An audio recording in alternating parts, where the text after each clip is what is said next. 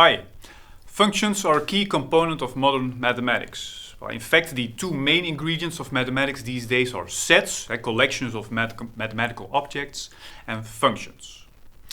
Now, simply said, a function maps a mathematical object from a certain set called the domain to another mathematical object in a set called the codomain. The type of function that you're probably most familiar with are functions that map real numbers to other real numbers. And in this case, the domain and the codomain are equal.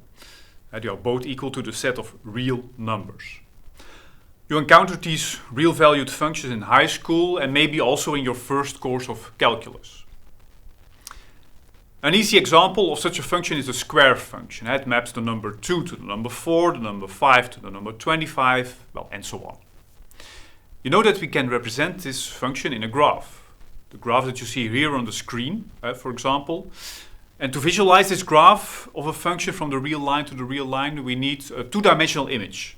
And the x-axis represents the domain and the y-axis represents the codomain. Now, functions do not have to send objects to objects of the same type. A function can send, for example, a number to a vector or a matrix to a number. You already encountered functions that send points in Rn to real numbers. These functions were called real-valued functions in several variables. Well, look for example to the function that you see on the screen. In this case, the domain is the plane R2 and the codomain is the real line.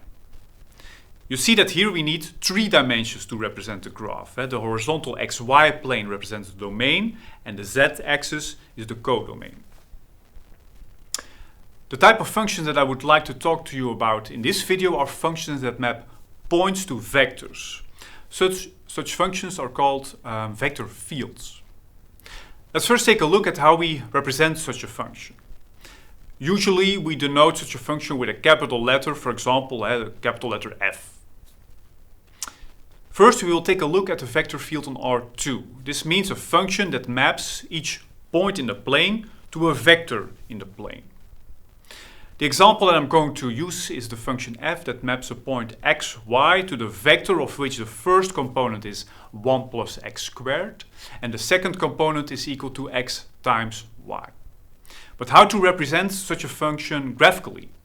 As since the domain and the codomain are two-dimensional, we would need 4 dimensions to draw this graph. Now, unfortunately, I can't show you a 4-dimensional space, but there is another useful way to give a graphical representation of a vector field. Since each point xy is mapped to a vector, we can draw that vector in the plane with its starting point in the point xy.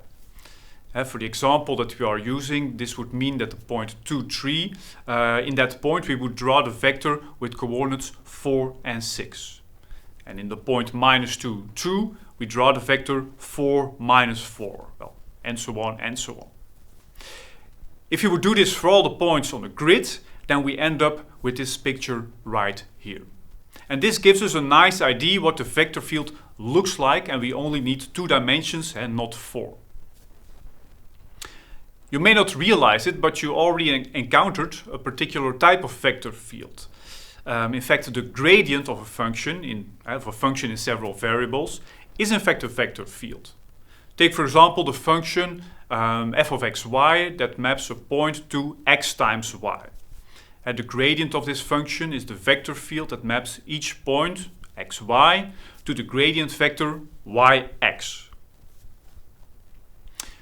Several natural phenomena can be represented with vector fields.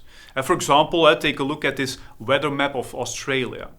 The arrows represent the direction in which the wind is blowing.